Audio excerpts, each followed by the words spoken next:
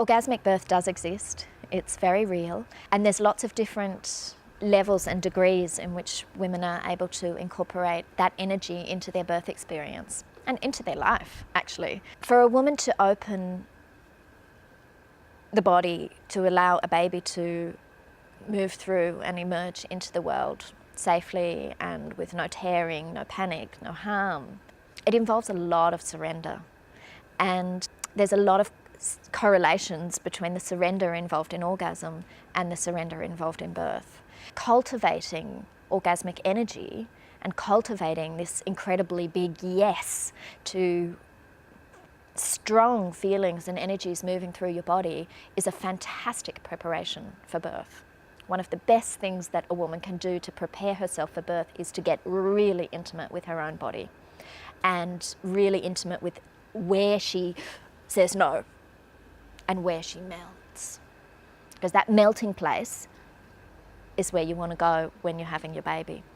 You can have a birth where orgasmic energy is present and not necessarily have a huge rolling climax, or you can actually have real orgasms that completely overtake the body. Part of it is being open to that, knowing that it's a possibility, so that if you do begin to feel aroused and sexual, that you don't block that, because a lot of women would think, oh, that's not appropriate.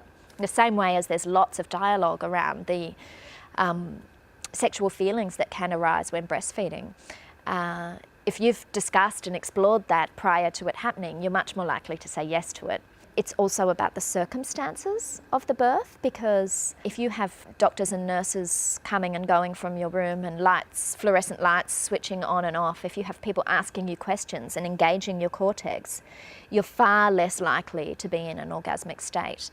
Yeah. But if you're at home with dim lights and the fire going and your partner lovingly, guiding you through the birth experience, helping you with whatever you need help with, and being completely present and adoring of what your body is doing, you may just go there.